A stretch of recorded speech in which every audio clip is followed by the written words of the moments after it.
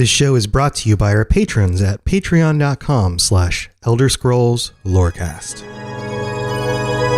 Robots Radio presents The Elder Scrolls Lorecast. Welcome to the Elder Scrolls Lorecast, a place where the Elder Scrolls community can come together to discuss the boundaries of our knowledge about the universe of the Elder Scrolls.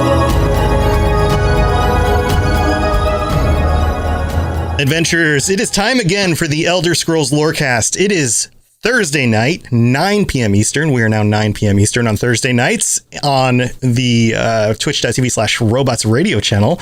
And we are live. I am Tom or Robots, your host, and welcome back to the show. I also have with me, as usual, the man who keeps butting his head up against these old Elder Scrolls games and learning so much more about himself. Lotus of Doom. How's it going, Lotus? I'm doing well, despite the 2+ hours of fumbling around in Battlespire prior to this stream. And I haven't learned anything else because I'm still on level 1 after like 4 hours. So I think the lesson is more about what's inside you than what's inside the game. It is. It's a lesson in perseverance, right? And what I can overcome. Yeah. It shows you your true nature, you know. Exactly. Yeah. So it'll be refreshing to talk about some different lore from, I don't know, something in the most recent 20 years. Yeah. So speaking of most recent, more recent lore, we're talking this week about Darien Gautier. Or Gautier, I don't know how the best way to pronounce it. But yeah, if you were here for last week, then you know we've been digging into some of these companions that show up in the main storyline sections of the original release content for Elder Scrolls Online. So this is the Daggerfall Covenant section of the game. We've already talked about Emmerich, the leader of the area, and now we're moving on to Darien Gautier. And last week we talked about Raz, everybody's favorite Khajiit, or one of your favorite Khajiits, or something like that.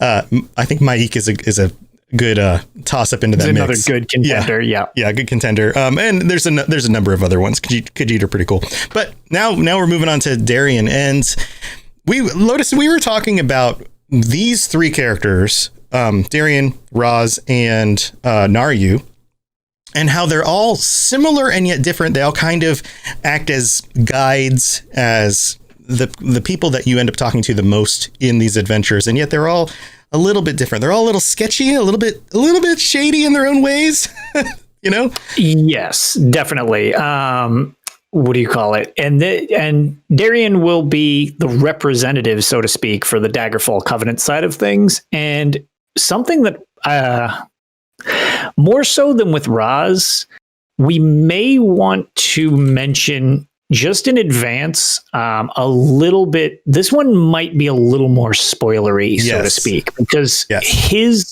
a lot of his character past base game, you do encounter him a decent bit in base game, but a lot of his character development does require us to discuss the main storyline, and not really a twist, but something that is not overtly shown to you right out the gate with Summerset. So be forewarned about that. Just if you don't want to know anything about it, this one might be a little more spoilery than with Raz or Naryu as well. Hers won't be quite as bad, although she has some pretty strong influences with Morrowind's chapter. But just a little heads up.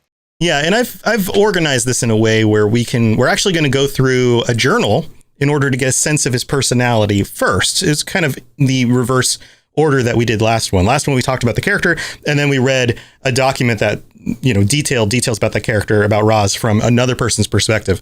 This time we're going to be reading through his journal entry about himself in order to get a sense of who he is. And then on the second half of the show, we're going to dig into a little bit more of the details. And I've left the most spoilery stuff to the end. So as we get closer to that, we'll of course point that out for anybody who hasn't gone through, especially the Summerset content yet.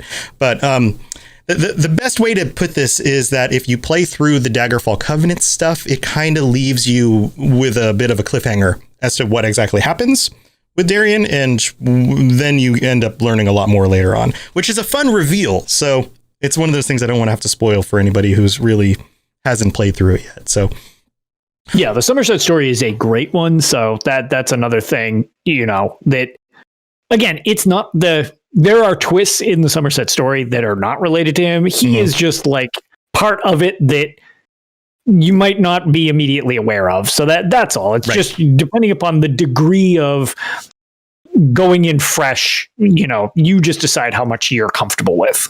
Right. So why don't we kick this off? We're going to read through the Journal of Darien Gautier by Darien Gautier, the Journal of a Guard attempting to record his prescient nightmares is the subheading on this. And this is directly written by him, and there are multiple entries. And I think that this is a wonderful place to start because it does really give us a sense not only of his personality, but some of the things he's going through and some of the mystery around his character. So it starts off and says, "My first entry in a brand new journal. How should I begin? Should I write in a stiff, formal tone? More controversial? So many decisions to make. How will I manage? And what am I supposed to do with what I write? Do I read it later and reflect on my true feelings? Damn it. Why did I let Alanon, who's another character that you come across, talk me into starting a journal? Alanon said that writing things down would help me with my nightmares. Damn liar. He probably just wants me to write down my secrets so he can share them with the guard and have a good laugh. That's not a bad idea, actually. Good for him for thinking of that. I'll need to keep that in mind as I write my entries." So right off the bat, you can tell that I think this is one of the key aspects of his personality, is that he tends to share his internal debate outwardly. And he does it he vocalizes it in conversations with you. He always seems a little uncertain of what to do and why to do it. And he's a little bit, he's not like a confident leader. He's not somebody who just stands up and says, I know what I'm doing and this is what we're going to do. He always seems a little bit like unsure, and he's just kind of finding his way. You get that sense, Lotus? Oh, definitely. It's funny. He definitely has like a bravado that almost makes him, which you'll encounter, the more you bump into him as you play ESO. But it's almost like he's just trying to reassure himself as much as you. Yes. He's confident, but confident in a way that it's like it's more tempered than he'd lead you to believe, where it's like, oh, I can totally do this. It's like, well, can I actually do this? I hope so. Yeah. Exactly. Yeah, it's the nervous optimism, so to speak. Right. Yeah, that's a good way to say it. He's kind of a nervous optimist. He believes in himself, but he also is never quite sure if he's in over his head, and he's got a good sense of humor about it too. He kind of he plays it off. He's the kind of person who plays off his insecurities with kind of a nervous laugh or a joke. And that's part of why you like him, is that he comes across as kind of a goof. And he willingly admits it in some ways, like, I don't really know what I'm doing, but let's just go do it. That kind of thing. So the second entry says cheese, bread, fresh herbs, beef, best cut available. Yes, I know this is a grocery list, not my thoughts and feelings, but I needed to write this down somewhere and the journal was near at hand. Might as well make the thing useful as well as therapeutic. So, he just kind of grabs it and writes it down, this is the kind of guy he is. He's like, it's the journal, but it doesn't matter. I just got to write this down. I'm going to jot down here. And then I'm going to write a note to myself about it because it's weird. So I'm just going to make a point to note how weird it is. Next entry, reminder, meet Priscilla at the tavern at dusk for drinks. Don't forget. Now he's again using it as a reminder, kind of like a grocery list. Next one, reminder, meet Shelley at the tavern at dawn for drinks. Don't forget. Forgetting did not turn out so well with Priscilla. So now we're starting to get a sense of it. Like, he's a handsome guy. He's going on dates. He's also kind of forgetful, getting himself in trouble. Next entry. All right. Time to use this journal for its intended purpose. Now, it's taken him 4 entries to get to the point of actually using the journal for the right reason. Note to self, when you write down notes to remind yourself of something, you actually have to go back and read the notes, or the reminding thing doesn't work, which means the previous one about Shelley at the tavern probably also didn't work. Alanon assured me that he was not going to steal this book and share its contents with the rest of the guard. He actually wants me to write down anything I remember about nightmares I've been having. I still think he's pulling my leg, but I'm willing to give anything a try. I'm losing too much sleep not to try something. And this is the first moment where we really get like a genuine note here. Like, yep. Like, oh, there really is something going on. And now he's not covering it up with jokes. I don't remember anything in vivid detail, only vague glimpses of the nightmares I've been having since winter. I can't tell if they belong to one long dream or many separate ones, but they all have something in common. The bright light right before I wake up. I want to say that it speaks to me, that I hear what it tells me. But when I wake up, all I can recall is a glowing orb with light so intense that I have to shield my eyes. Other things haunt my dreams, dark images and frightful events. I've seen the sky turn dark and split apart to allow giant shackles to crash into the earth. Point of note here, this document comes from before the plane meld, before the big events of Molag Bal trying to invade Tamriel. Yes. I've seen armies of Daedra and undead swarm our cities, killing anyone who stands in their way. Other times I've seen the face of death itself, its fangs dripping with blood as it stares at me. I felt them sink into my neck and watched the creature burst into flames as it drank my blood. And then I see a cold, blue land, jagged rocks that float in the alien sky, a sky I've never seen in the waking world. I hear screams in the distance and everything is cold. And death and nothingness. Now, we know, having played through the content, that this is actually the Oblivion realm of Molag Bal that he's describing. Right. This is Cold Harbor. It's Cold Harbor. We've got the Dark Anchors, and it's like he's basically seeing the Soul Burst event and the ensuing disaster that comes that we fight, off in the main storyline of Elder Scrolls Online. In a prophecy nightmare, as opposed to, anything concrete. He's getting it in dream form, which we'll be able to tie in later once we get a little more spoilery as to a potential of why. Right. And this is interesting because this is a common trope in literature and movies, is this idea of a character who is blessed or cursed, depending on your perspective, with prescient dreams, with the predictive visions or dreams or nightmares of things that have yet to occur. And just like in this, they tend to be vague in a way that the character isn't really sure what they mean. Is this the future? Is this another place? Is this something that's actually happening? Is this symbolic? Usually there's vagaries around this. And he's going through exactly that same kind of thing.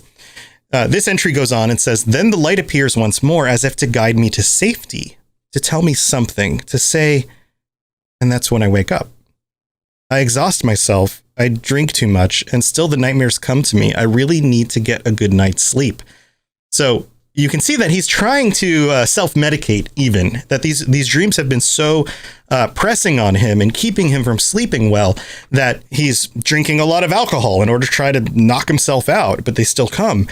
He's exhausting himself. So he's probably, doubling his exercise regimen so that he's exhausted at the end. It still knock him out. There's just, he can't come up with a solution for it. Now, the next entry says onions, tomatoes, bread. Damn, I did it again. Oh, well, it's been a while since I've had one of those nightmares. Maybe this journal thing is working after all.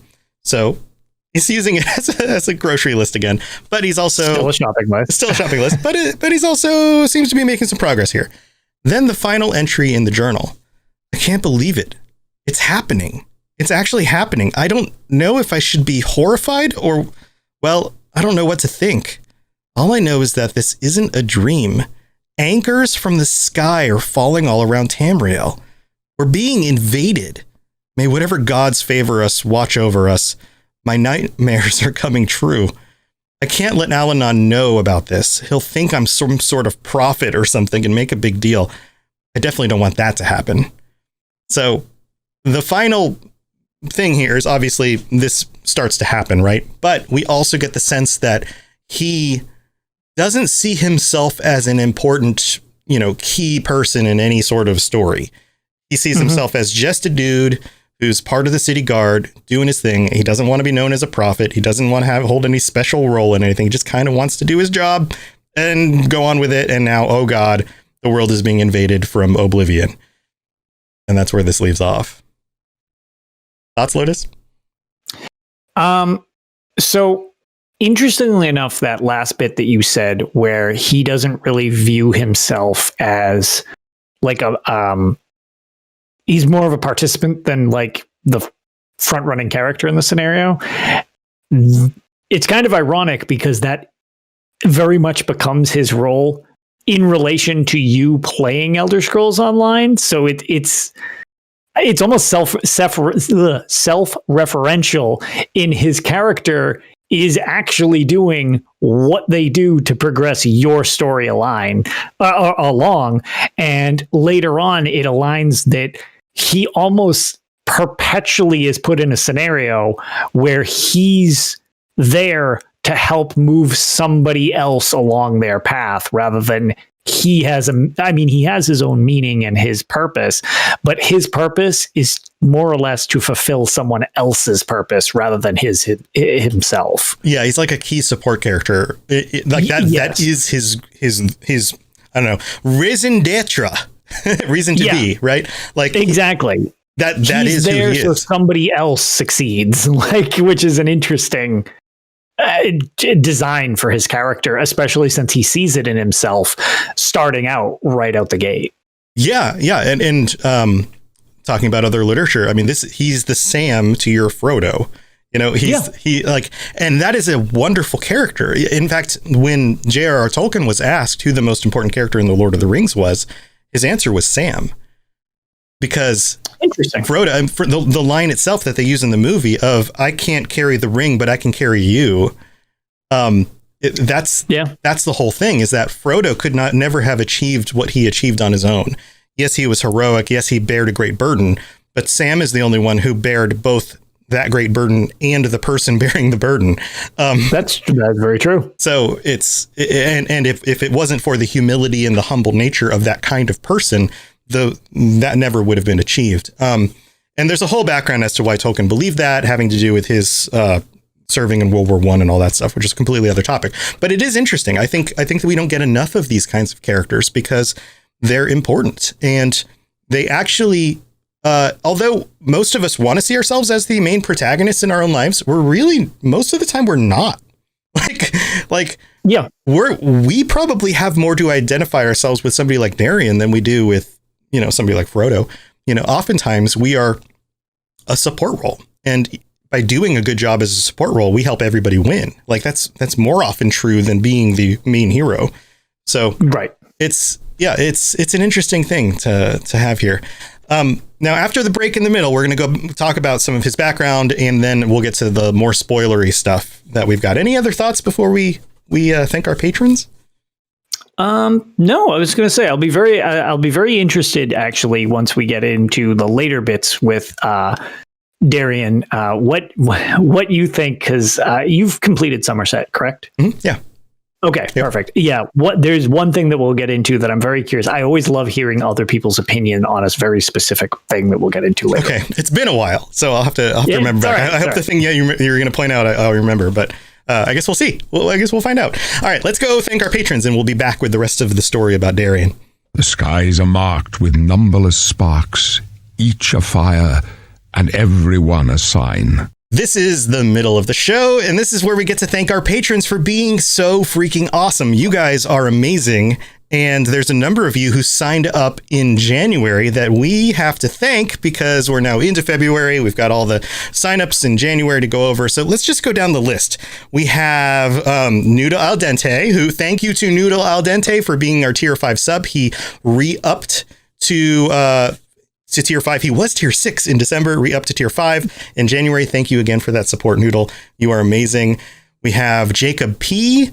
We have Dewey, who pledged, Mike M, Daniel T, and Michael. I think I'm pronouncing that correctly. And Sergi P actually is February 1st. So you're going to get thanked again next month as well. Thank you to all of you for signing up in January to help support the show.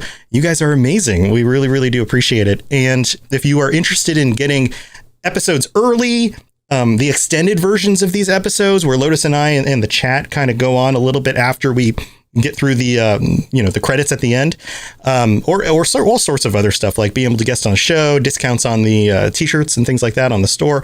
There's all sorts of things you can get on Patreon for the different tiers, but it all starts with tier 1 and getting early episodes and no ads, and it's super cheap. So if you want to check that out, go to patreon.com/Elder Scrolls Lorecast. And thanks again to all of our patrons. You guys are amazing.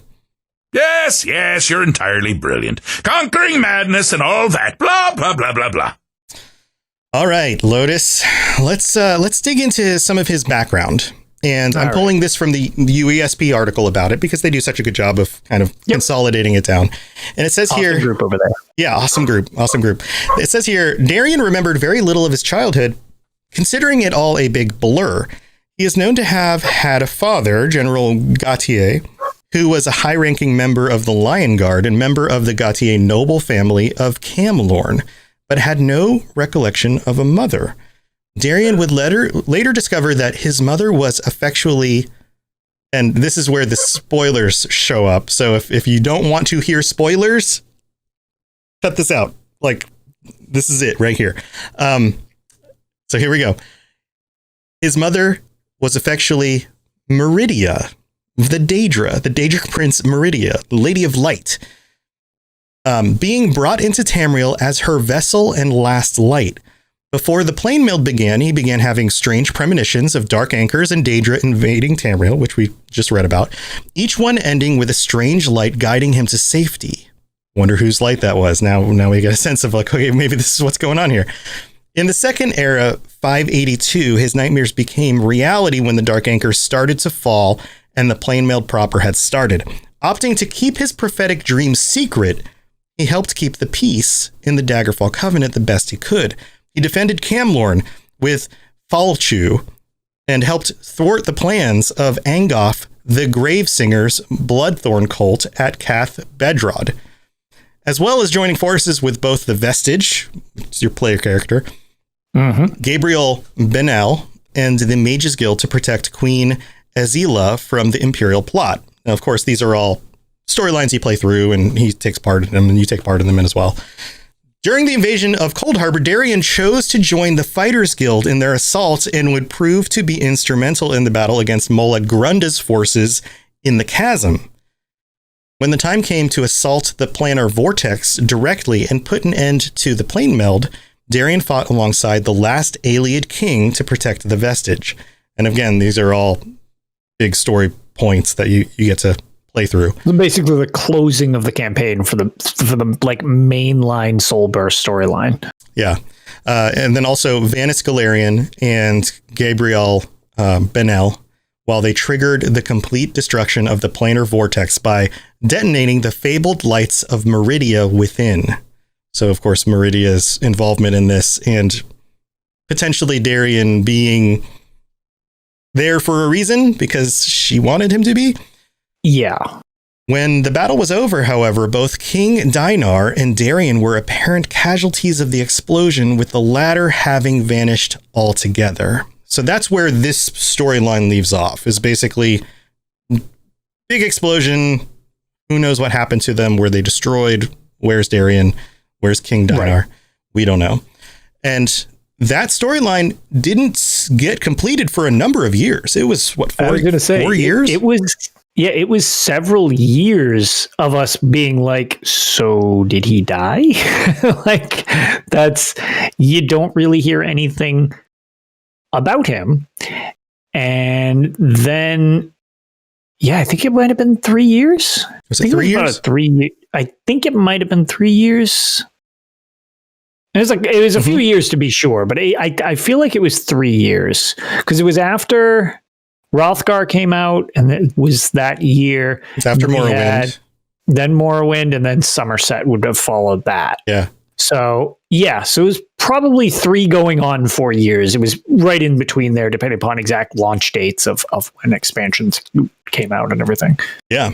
Yeah. And I played through these in kind of a, like, I mainlined the Ebonheart Pact, so I didn't play through the Daggerfall stuff until later.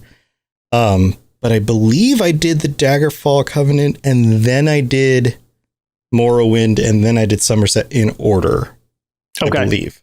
So once you get to Summerset, and as we've talked about before, Darien shows back up, then and the way he shows back up is really interesting. But then you start to piece together, okay, maybe there's more going on here.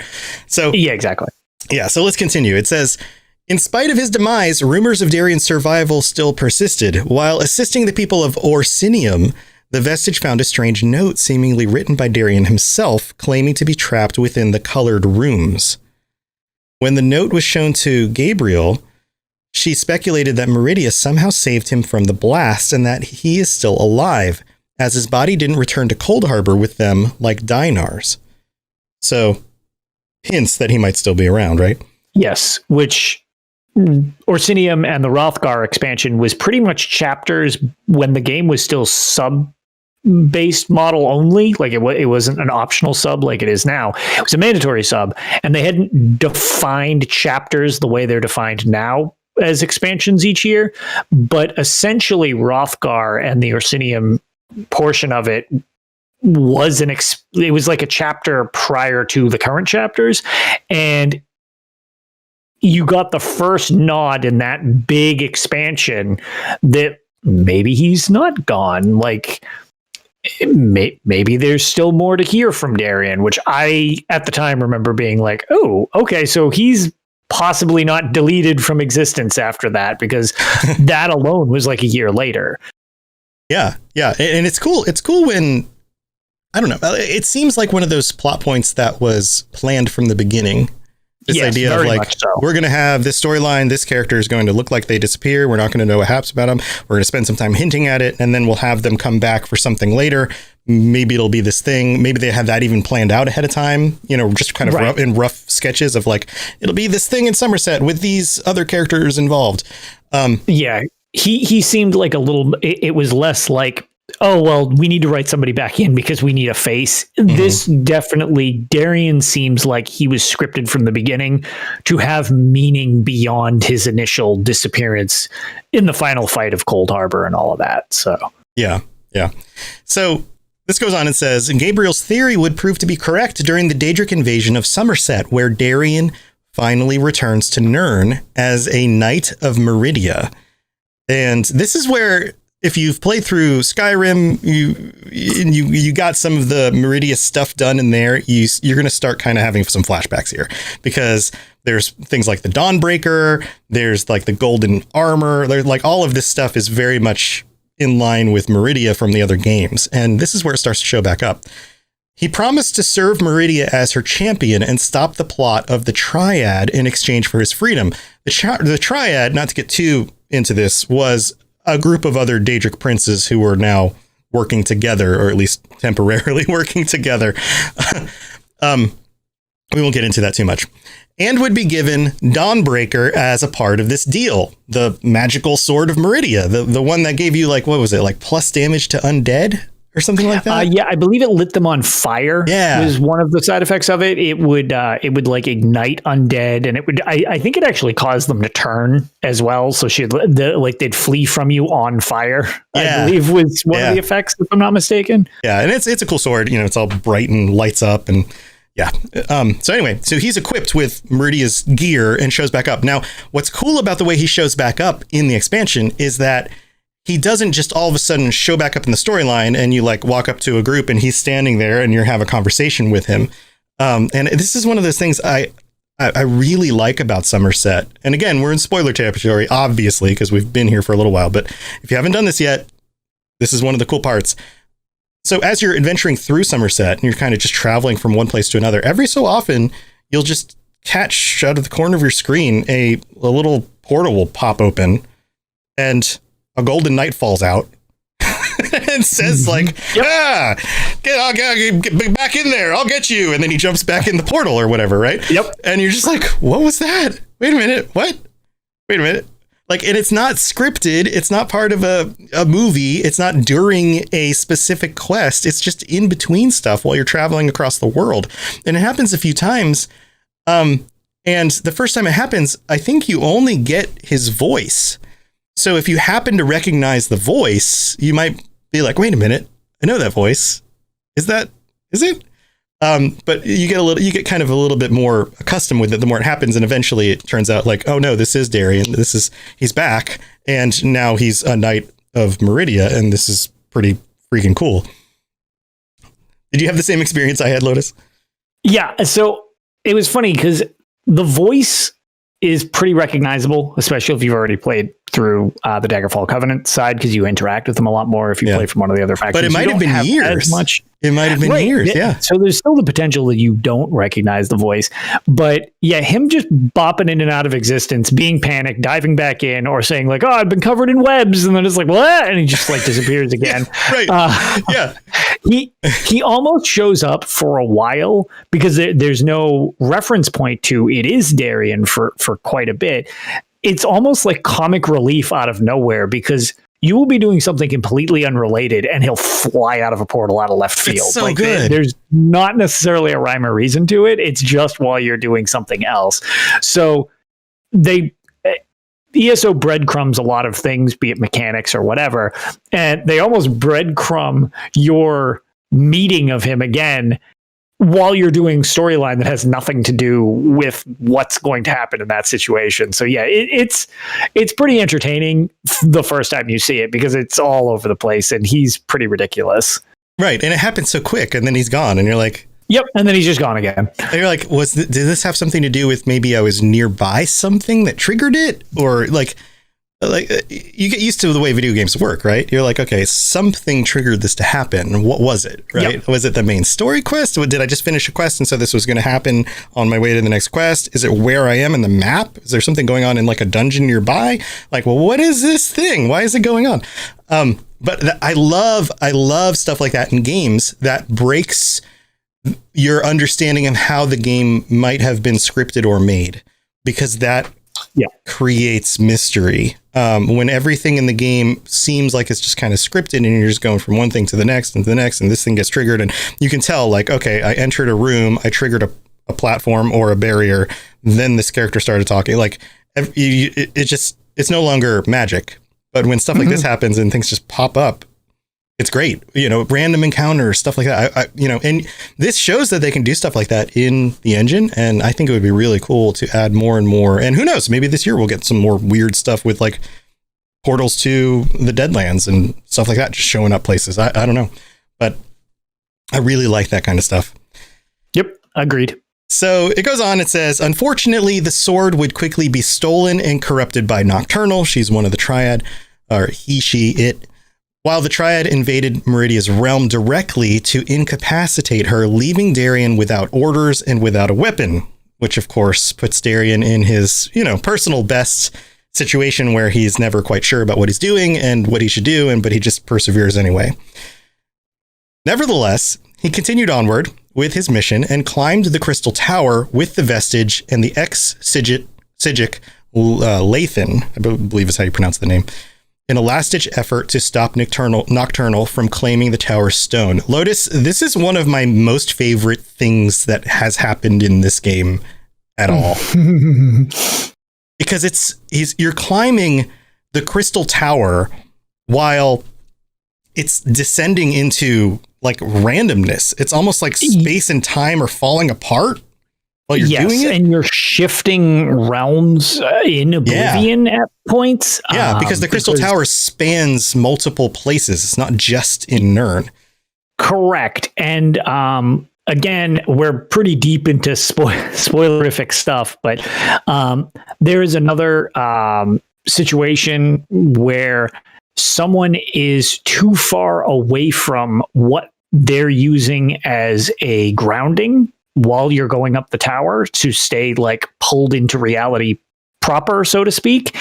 And unfortunately, as a result of that, this person is essentially torn between worlds and ripped asunder, which is also very disturbing. So yeah, it literally is like ripping between worlds, and the design of going up the tower is really, really cool. I personally, that was one of my favorite sequences, and I ran into a very strange error just because of not the game, but I had an internet outage when I was doing it. Oh no. Oh, no. Yeah, which was a huge downer because when I had to load back up, it doesn't really checkpoint you because you're supposed to be like going between worlds. So I kind of had to like backtrack, which was very peculiar because there was like a super meaningful scene I did twice, which was like, oh, this. Yeah, that's a little weird. A little weird. Yeah. This was there's something cool about this because it's almost like the closest you could possibly get to actually experiencing a dragon break. Yeah, actually, that's kind of true because there's multiple planes and obviously like almost like multiple realities because Oblivion kind of plays by its own rules, as we've talked about several times. Mm-hmm. It's weird to be involved in almost like, I mean, when we say the plane meld, we're referring usually to the soul burst and all of that. But this is almost like a different type of plane meld, honestly, because the tower exists in all these different realms. And at the same time, you're going up it and shifting between Clavicus Vile and Nocturnal and all these things. And it's like, oh my God, like what is happening in this scenario right now? It's very cool and visually very stunning. So strong recommendation if you have not done this and you're still listening and don't mind the spoiler bit. It's definitely worth doing regardless. Yeah, it's really cool. It's as if you're climbing. I mean, it's a tower that pierces through multiple realms. It's like a thread that runs through all these different layers of realms and reality. I don't know. There's something really cool about that. It was from a visual and from a writing standpoint, they went a lot further into actually having you experience it than I expected them to do. Indeed. Yeah. You're very involved with it. It's not like it's not like you're watching this take place and happen. You're very much a participant in it, and it does not progress without you doing your part in getting around it. Right. Yeah. Sometimes when things get a little too crazy in games, they'll either cutscene it or you go into a portal, something disappears, something comes out and somebody tells you about what happened because they can't really show it. In this case, they show everything, or at least as much as they possibly can. And while you're climbing this, you're trying to stop Nocturnal from claiming the tower stone, which is transparent law. And as we know, the stones and the towers are tied together. It's what powers the tower. If Nocturnal were to get her hands or its hands on transparent law, that would be a big uh-oh. That would not be good, giving that much power to a single Daedric prince. Yes, that would be one of the world-ending potentially things that could happen. And as they approach the top, Darien would come to understand his true identity as a light of Miridia.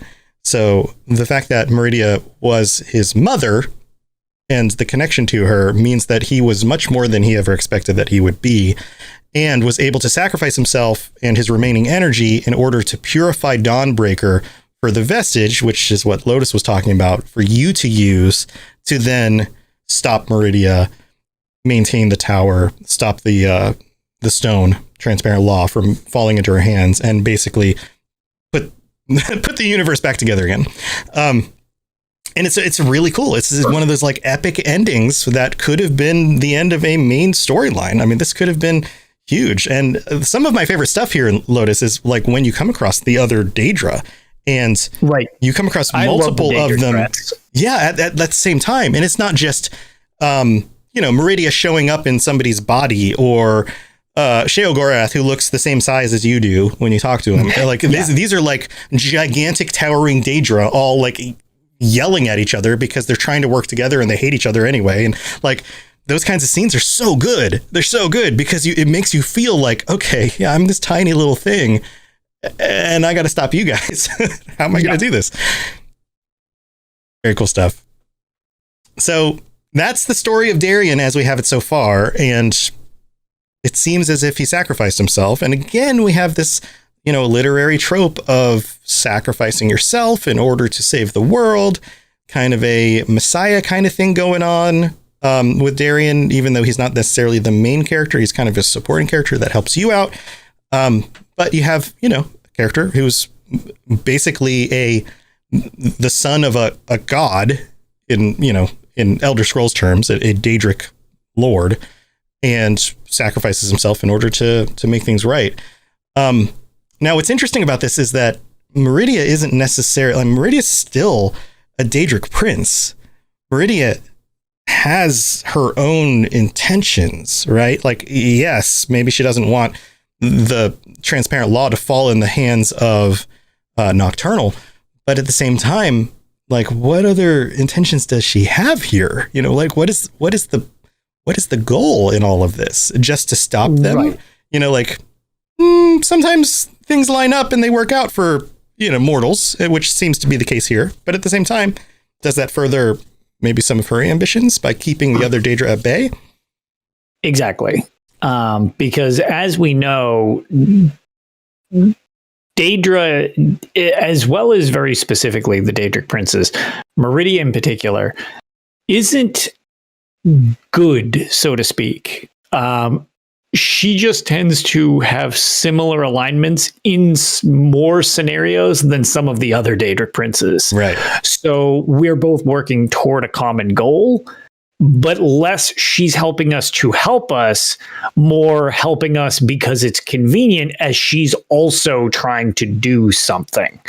Miridia is shown in many situations in a much more favorable light, as if she was like, oh, she's a good Daedra, but she's not really. She's still a Daedra. She's still other. She's still not mortal, and doesn't necessarily care specifically about you and me so much as her own plans. There's definitely ulterior motives with her quite frequently, and this isn't going to turn into a Miridia cast, but in many situations, Elder Scrolls Online, as well as in the Knights of the Nine expansion in Oblivion, she is a bit insane as well and does some pretty horrific stuff. So this is just another scenario where, much like with the Soul Burst, we kind of had a similar goal. Less so that it was like, oh yeah, she's helping us out again. It was like, we keep aligning with what she's doing to prevent something else, but what are we unintentionally helping her do? Right. Yeah, like, it seems like it's for our benefit, which is clear. You know, like, Nocturnal getting this power would be bad, but then what does she get out of it? And does that create another problem for us? And I talked last week about how I was a little bit, very early on in my game, I was a little bit cautious with Raz, because I was like, he seems kind of sketchy, don't know necessarily what's going on, just like wondering what he was at. And then eventually you know, very much learned to trust him. But when Darien returned and I realized, oh, he's like deeply connected to Miridia. Yeah. The thought crossed my mind. I was like, am I going to end up being at odds with him at some point? And I'm not going to want to be, because he's a likable character. He seems to be doing things for the right reasons. But will there come a point where either he rebels against Miridia or has to side with her against what our plans are? You know, that was definitely one of those potentials I saw in the way the story could have played out. Yes. So this is very specific. What I was curious on, what your thoughts were, which maybe a surprising amount of people don't know this exists. But it's one of the things that, even if you've listened to all of this and, you know, you weren't concerned about spoilers, it's the reason that I always say you want to complete Summerset regardless, because it is not there until you complete Summerset. Did you ever find the secret book that appears from Oblivion after the completion of the story? I don't remember. It's been maybe. I mean, it sounds familiar. It's been a few years.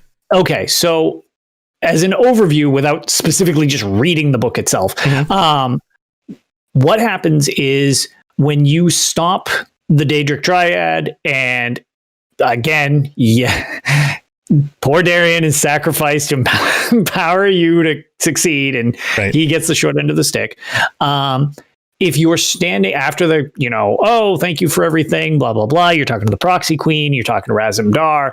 I believe you all, you know, all the characters are there. You get your big success story. Everything's happy and great. And while you're in the tower, there are some guards that talk about, have you seen a book materialized upstairs? It just came out of nowhere and it's got a golden light. And if you go upstairs, you can find this book, and it's etchings from Darien. And it's warning you about Miridia is not what she seems to be. And he's basically trapped in a hellscape where he has no control of his own life, and he's being used for whatever she desires. And his biggest regret is being forced into serving her, type of thing. Yeah, this does sound familiar now. But it has been a while. I love it. I love that so much, because in a similar way to us at the start of Elder Scrolls Online's base story, Miridia, I mean, we're murdered, and our soul is consumed by Cold Harbor, and she plucks us out and gives us not our soul back, but she kind of takes us off to the side. And when everything hits the fan at the end of the campaign, she once again grabs us and saves us. She's clearly doing the same thing, but more aggressively to Darien.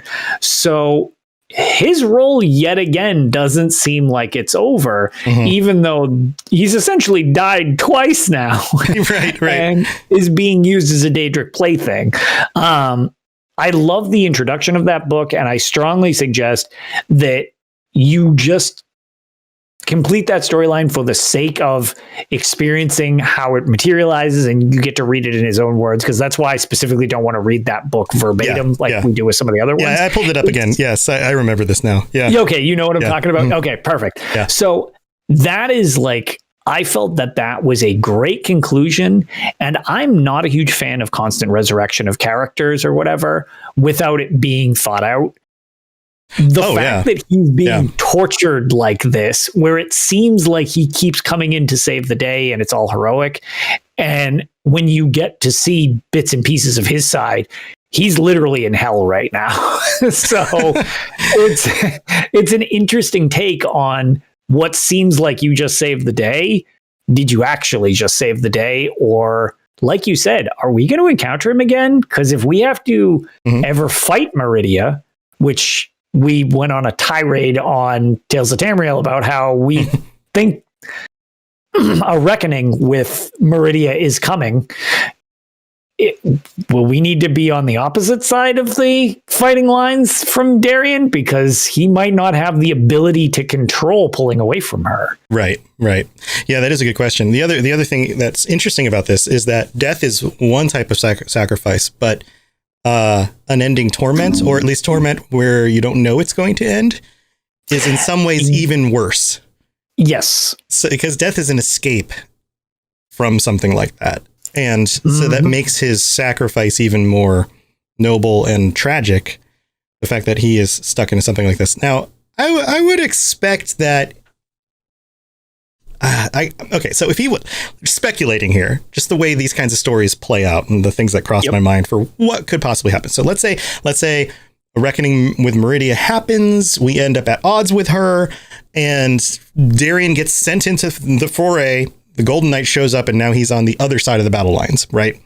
Yep. I either see something happening where we end up having to put him out of his misery. Yep, and I can see that. And he's not necessarily able to rebel against her, but he kind of stands down. And it becomes one of those situations where you make the decision of do I kill you and help you end things, or do I not? Right. That's a very Elder Scrolls kind of dilemma that can occur. Or for sure. Or he is able, because he is his own person who was co-created by Miridia. Maybe he's being puppeted around by her because he doesn't have the ability to do so on his own. But maybe in gaining more power unto himself, he's able to then turn against her and stand against her. And then that becomes his final sacrifice. Is being able to say, for all the pain and suffering, for all the things you've put me through. And that would be a wonderful climax to a character who never seems 100% sure about what he needs to do, to gain some clarity and say, I now understand what I need to do. This is why I'm here. This is my life's purpose, so to speak. Right. This is my final say, and Yep. you know, and then again sacrifices himself, but this time not for you to have the power to do something, for him to do it himself. Yeah, he frees himself basically Right. in order to. Right. Yep. No, for sure. That I seems like could see that also being a thing. Yeah. He's one of the recurring characters in the series that I really am excited to see what happens, because I have, you know, I'm a big proponent of fighting Miridia. She gets off way too easy. Just because she seems nice doesn't mean she's good. Yeah, her storylines are pretty messed up a lot of times. So I would, it's an enemy that we don't often realize is an enemy, and I think that has great potential. Oh, and it's also it's insidious. It's all the more dangerous because it's easy to say, watch out for Molag Bal, he's a bad guy. You know, yes. Watch out for Mehrunes Dagon, he's a bad guy. Nocturnal, don't trust her. But Miridia gets a pass, which means that maybe she's better at accomplishing her goals than the others are, because we're not as, you know, suspicious and primed against her. Yeah. Right. Exactly. Yeah. So, and there's Arcaneer from Tales of Tamriel. He mentioned one of his favorite quotes, which is, when you beat, I don't know the exact word for word quote, so I'm going to just give you a quick summary of it. Sure. But upon the completion of, you know, defeating Molag Bal, as he's getting vaporized, because you don't really kill Daedric princes, you just banish them, and you know, it weakens them for a time, and they have to kind of retreat to their own areas. And it's very Sauron-esque, talking Lord of the Rings. Yeah, very much so. Yeah. And what he basically implies is that there are much crueler masters than him at play, and you just haven't realized it yet, more or less. Yeah. And I have long wondered, is that because Miridia is slow playing something really horrific that we haven't encountered yet? And I very much hope that is the case, because that would be a very messed up storyline. And I like that stuff. Yeah, could be. That'd be a very, very long play misdirection over, like, I mean, it doesn't seem likely. Well, who knows? But assuming that it's not this year's expansion with the Gates of Oblivion, that would be going on like an 8-year long play of deception in game, which is, that's a lifespan of a game that would have so many people new to the series or old to the series have either left or joined after the fact. That would be interesting. Would it, you know, how would that resonate with players, just having so much time involved with something like that? So, yeah, you know, it makes me wonder, because that's such an easy seed to plant. You know, just the vague line of, there's much worse masters than me.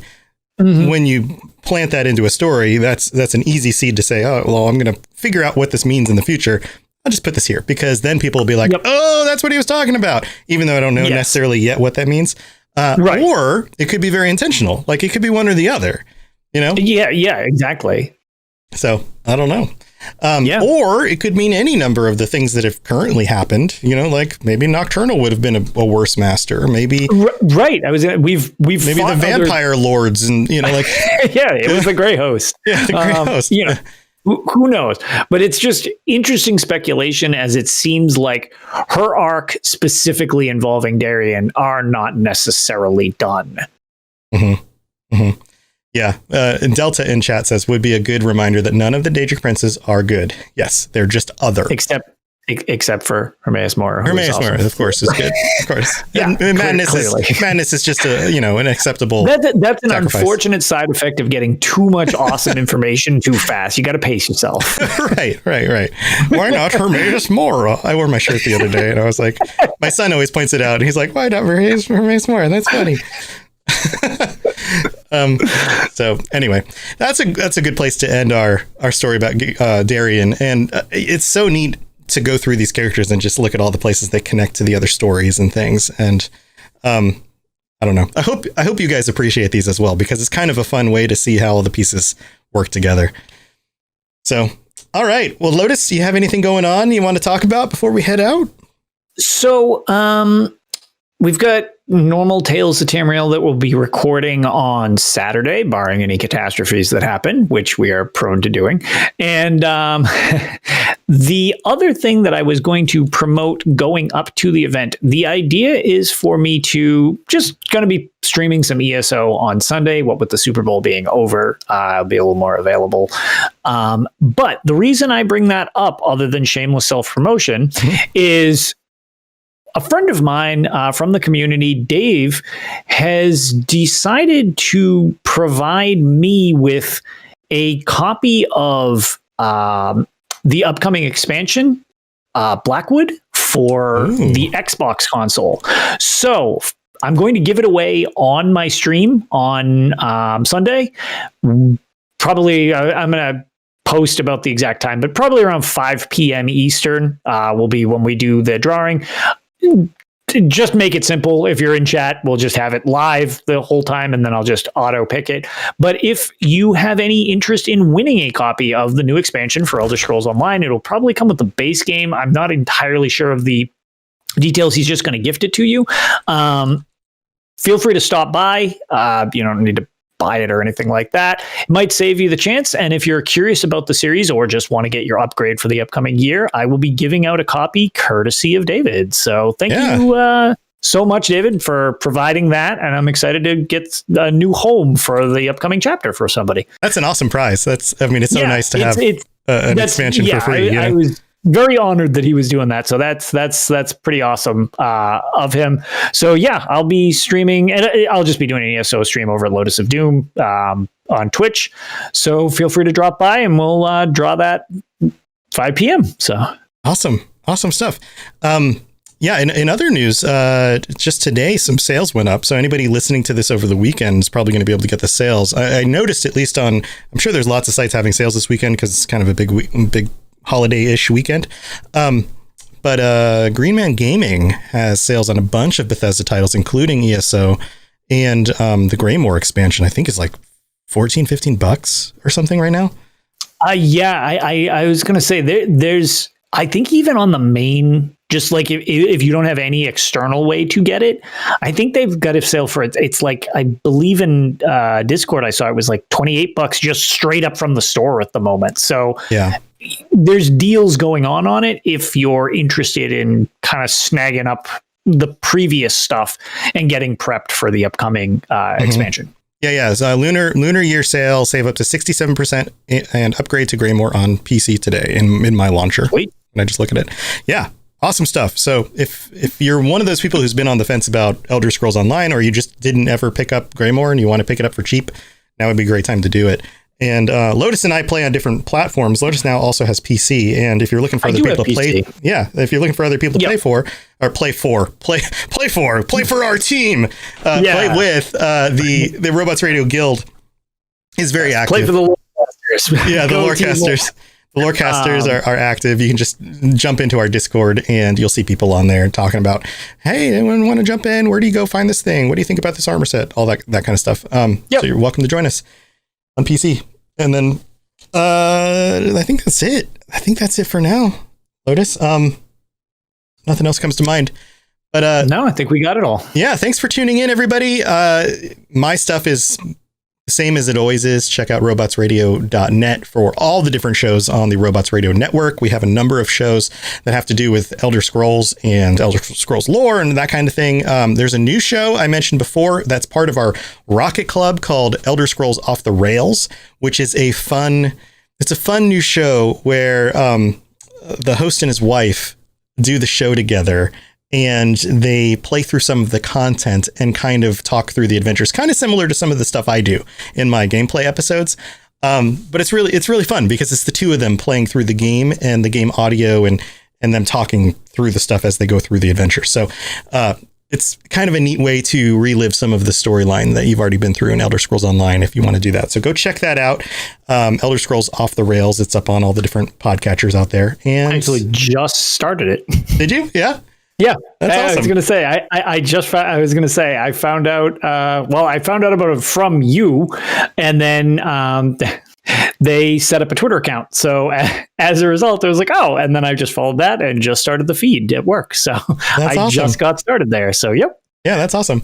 Yeah, and the Robots Radio Rocket Club is a group that I started in order to help new podcasters or people looking to really kind of up their game a little bit with some of the things that I've learned over the years and the things that, that we do here in order to get our show out and market it and create good content and that kind of thing.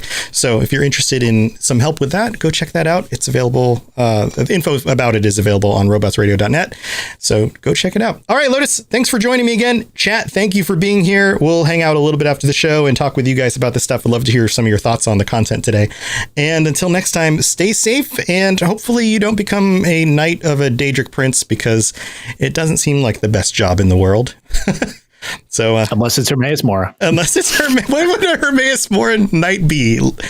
I have come to deliver. I've come to deliver the books of knowledge to you. What are those Christmas Jello things that they have that nobody actually likes eating? Like fruit salad. I figured fruitcake. You just look like that. Fruitcake. Okay. All right. Ponder that. We'll see you guys next week. See you later. The pen is mightier than the sword. Elder Scrolls Lorecast. If you have something you'd like to contribute to the show, please reach out to us at elderscrollslorecast@gmail.com or on Twitter at ESO Lorecast. I really appreciate you listening, and I'd love to hear from you soon. You've been listening to a Robots Radio podcast. Smart shows for interesting people. Check out all the shows at robotsradio.net.